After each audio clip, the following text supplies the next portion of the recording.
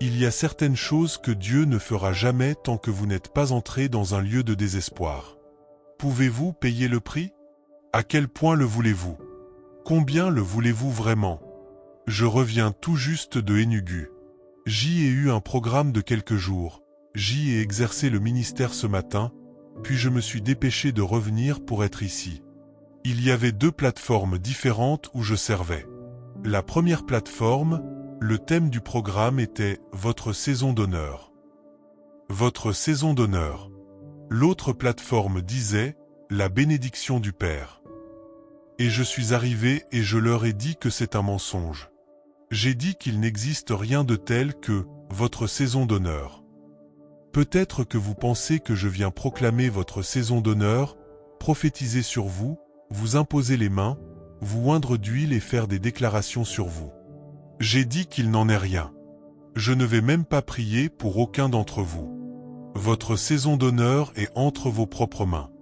Vous devez la prendre de force. Et je suis allé au même moment dans l'autre lieu, celui de la bénédiction du Père. J'ai dit peut-être que vous pensez que je viens prononcer des bénédictions sur vous pendant que vous restez assis là en disant « Je reçois ». Il n'en est rien. Cette bénédiction du Père, vous feriez mieux de vous battre pour l'obtenir, car Ésaü et Jacob se sont battus dès le ventre de leur mère. Ils se battaient et rivalisaient pour la bénédiction du Père. Ils se battaient même lorsqu'ils sont sortis du ventre. Ils ont continué à se battre jusqu'à ce qu'Ésaü, voyant que Jacob l'avait obtenu, veuille le tuer, parce que c'était une affaire de vie ou de mort.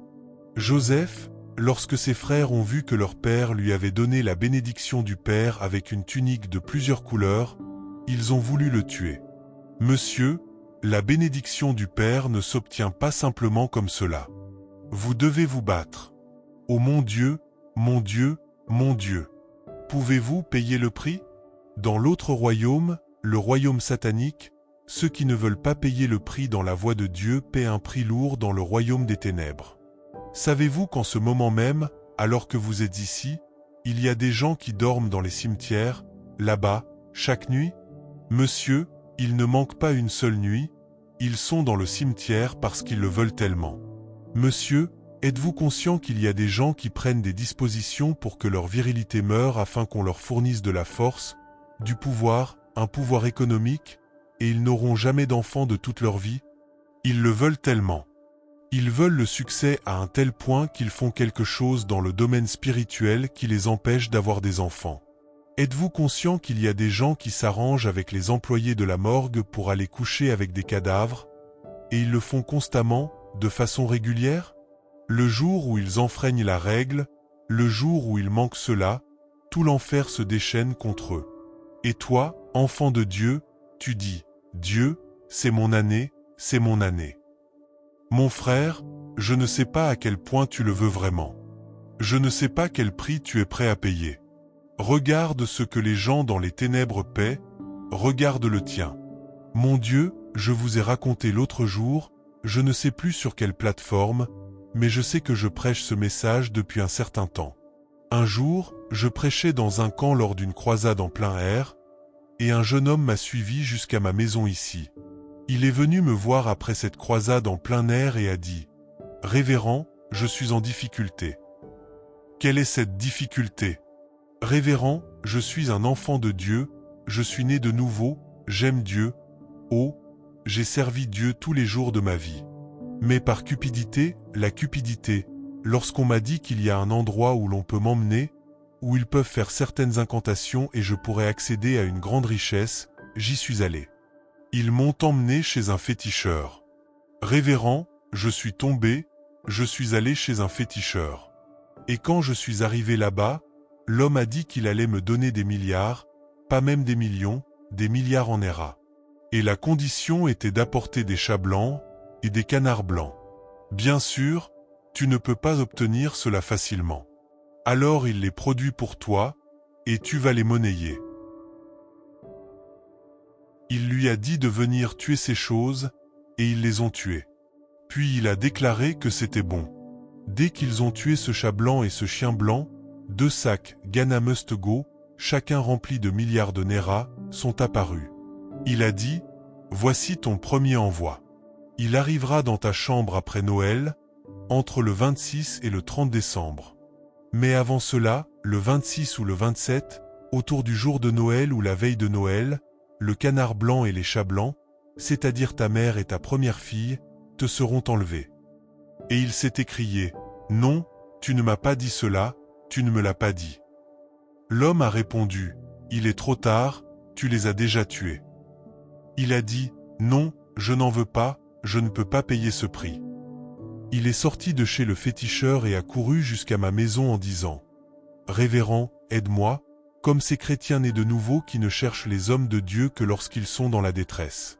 Homme de Dieu, aide-moi. » Et j'ai dit, « D'accord, je vais prendre cette affaire en main par sa grâce, j'irai là-bas. Donne-moi le nom du féticheur, le nom de l'endroit, et tout le reste. » Je suis alors entré à minuit. Je suis entré dans les réalités spirituelles par la puissance du sang, la puissance de la rédemption, cette puissance capable de racheter même à minuit. Je suis entré dans leur couvent et je suis entré dans le marché, car il existe des marchés spirituels dans le royaume démoniaque. J'y suis entré au nom de Jésus et j'ai commencé à payer, à racheter la mère et à racheter la fille.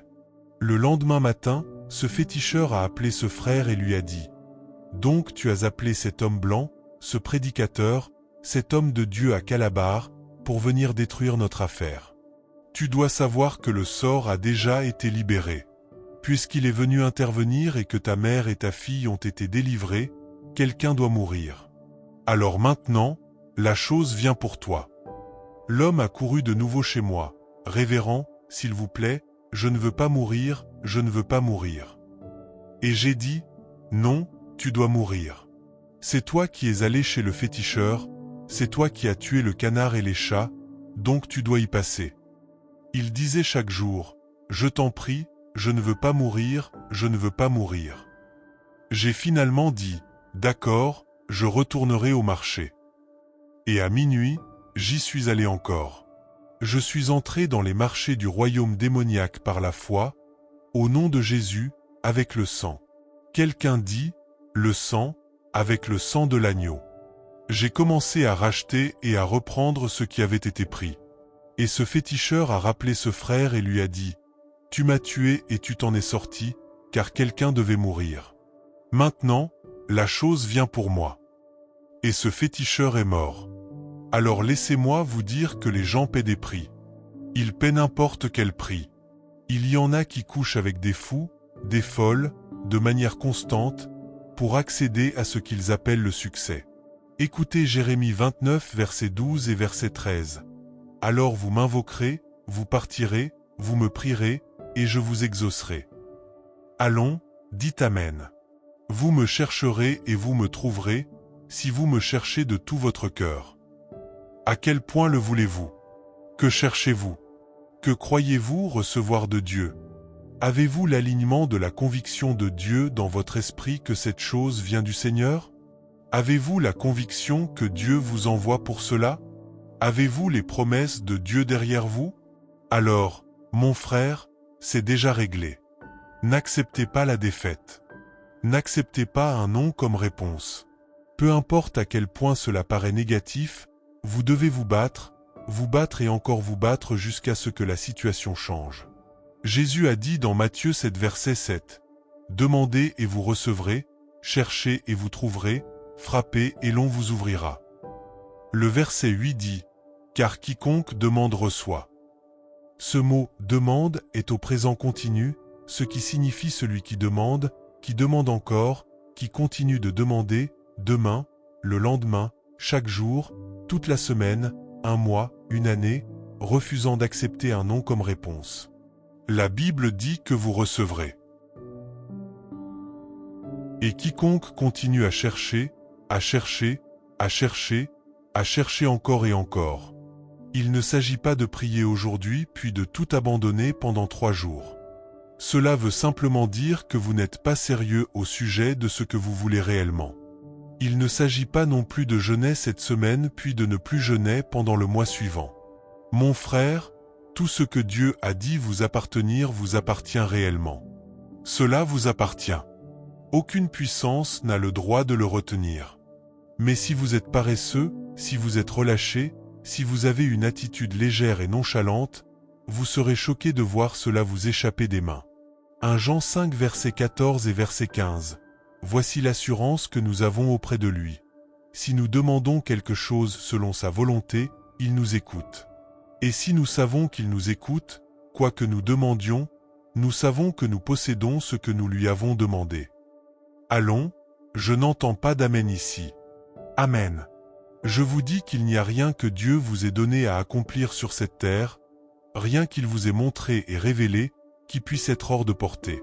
Peu importe la grandeur de cette chose, peu importe la hauteur de cette montagne, monsieur, ne reculez jamais, ne battez jamais en retraite. Ne faites même jamais de compromis, mais engagez-vous totalement. Vous accomplirez votre destinée. Dieu exige un engagement extrême, intense, excessif, fanatique, radical, sans réserve, une consécration totale et un abandon complet. Mon frère, dans ce royaume, vous mettez tous vos œufs dans ce seul panier. Dans ce royaume, mon frère, vous ne retenez rien. Dans ce royaume, vous donnez votre âme pour le royaume. Apocalypse 3 verset 16. Parce que tu es tiède, et que tu n'es ni froid ni bouillant, je te vomirai de ma bouche.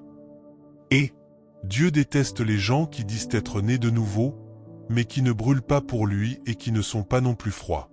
Vous êtes simplement relâchés. Vous êtes nés de nouveau, vous aimez Dieu, vous suivez Dieu, mais vous n'êtes pas en feu pour Dieu. Dieu déteste cela. En vérité, monsieur, même lorsque la trompette sonnera, vous n'irez nulle part. Ce que Dieu recherche, c'est un peuple totalement engagé, entièrement livré. Anne a brisé la malédiction de la stérilité parce qu'elle a refusé d'accepter un non comme réponse. Sa rivale appelée Penina avait eu un premier enfant, puis un deuxième.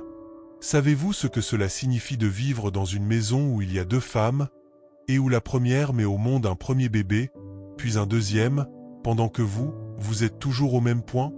Ensuite un troisième est venu pour Penina, puis un quatrième. Elle en avait au moins 4 ou 5, parce que la Bible parle des fils de Penina. En fait, lorsqu'elle parle de Penina, elle dit « tous ses fils » et non pas seulement « son fils ». Cela me fait penser qu'elle avait beaucoup de fils, peut-être 4 ou 5, en plus de filles. Cela signifie que cette femme mettait au monde presque chaque année. Et pendant ce temps, rien du tout. Savez-vous ce que cela représente d'être dans un match de football et d'être mené 7-0 ? Mais elle a dit, « Père, je n'accepterai pas cette défaite. » Et je peux voir que chaque fois que Penina accouchait, Anne criait à Dieu. Je peux aussi voir que Penina se moquait d'elle, et cela a poussé Anne dans le désespoir. À quel point êtes-vous désespéré? Elle était si désespérée qu'elle a dit, « Père, je négocie avec toi. Donne-moi un enfant mâle. » Elle était précise, un enfant mâle. Peu m'importe même si je ne le tiens jamais dans mes bras pour le reste de ma vie. Ouvre simplement mon sein et donne-moi un enfant mâle. Je le rendrai à ton autel. Et le ciel est descendu. Le ciel a répondu à sa prière. Monsieur, que celui qui court devant vous ait même 100 km d'avance, tant que Dieu a prononcé de bonnes choses à votre sujet, n'acceptez jamais la défaite. Cela s'accomplira. Elle a enfanté la voix de sa nation. Mon Dieu, ce qu'elle a mis au monde valait plus que tous les enfants de Penina. Et Dieu est redescendu encore et a donné à Anne 3 autres fils et 2 autres filles, en plus de la voix de la nation, parce qu'elle a refusé d'abandonner ce pourquoi elle était sortie. Aucune femme de sa génération ne pouvait rivaliser avec Anne. Je parle à quelqu'un, vous allez y arriver. Amen. Vous réussirez avec distinction et excellence au nom de Jésus-Christ, si vraiment vous le voulez assez ardemment. Vous devez aussi savoir vous repentir. Vous devez savoir changer. Si vous le voulez vraiment ardemment, examinez votre vie et identifiez ce qui pourrait vous empêcher d'atteindre ces percées. Car, monsieur, l'endroit où Dieu veut vous conduire n'est ni ordinaire ni commun. Ce que Dieu a réservé pour vous est peut-être la raison pour laquelle il a permis certains blocages jusqu'à présent, parce qu'il y a des choses qui doivent être éliminées de votre vie. Si vous le voulez vraiment, alors vous devez vous purifier. Vous devez vous assainir. J'ai écouté un message de William Branham lors de l'une de ses réunions où il exerçait dans une ligne de prière pour les malades avec puissance. Tous ceux pour qui il priait étaient instantanément guéris, peu importe la gravité de leur situation, jusqu'à ce qu'un homme arrive dans la ligne de prière. Cet homme était connu comme l'homme le plus riche de toute la ville, et il souffrait, je crois, d'un cancer. Lorsqu'il s'est présenté, William Branham lui a dit « Non, monsieur, je ne peux pas prier pour vous. » L'homme a demandé « Pourquoi ?»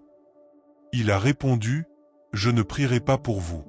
Si vous le voulez vraiment, allez d'abord mettre de l'ordre dans votre vie, puis revenez. » L'homme a insisté « Non, je ne retourne pas. Dites-moi maintenant pourquoi. » Il a répondu « Puisque vous refusez, je vais vous le dire. Je ne voulais pas vous exposer, mais la relation que vous entretenez avec votre secrétaire dans votre bureau empêche la puissance de Dieu d'agir. Ainsi, vous pouvez désirer quelque chose de Dieu et lui présenter de nombreuses requêtes, mais votre vie est-elle droite devant Dieu? Si vous le voulez vraiment, vous devez nettoyer votre vie, vous devez la mettre en ordre. Je me souviens d'une jeune femme que nous avons rencontrée il y a de nombreuses années. Elle avait un peu plus de 40 ans et cherchait un partenaire de vie. Nous lui avons donné certaines directives. Nous lui avons dit « Ma sœur, peux-tu te tenir à l'écart des petits amis et des relations multiples? Peux-tu arrêter de courir partout? Peux-tu remettre de l'ordre dans ta vie? Même dans ta manière de t'habiller, toute cette légèreté dans ton apparence, peux-tu t'habiller comme une fille de Sion? Peux-tu te purifier pendant une année entière? Une année complète de sainteté et de sanctification. Peux-tu aussi te consacrer totalement sur l'autel de Dieu dans le service, à la fois dans ton Église et dans le ministère que nous dirigeons? » Cette jeune femme s'est effondrée. Elle a pleuré, parce qu'il n'est pas facile de lâcher prise. Il n'est pas facile d'abandonner un péché auquel on tient. Il n'est pas facile de renoncer à des choses qui vous retiennent depuis des années. Elle s'est brisée et a dit « Homme de Dieu, j'accepte, je suis prête, priez pour moi. » J'ai vu cette jeune femme totalement transformée, de la tête aux pieds. On pouvait voir clairement qu'elle était née de nouveau. Elle a changé son apparence, elle a changé sa manière de servir Dieu. Elle est devenue pure et intègre, frère et sœur. Cela n'a même pas pris un an. En moins d'un an, environ 9 mois, un homme est venu demander sa main en mariage. Et en l'espace d'un an, elle était établie dans le foyer de son mari. Monsieur, si vous le voulez vraiment, quoi que cela exige, quel qu'en soit le prix, payez-le.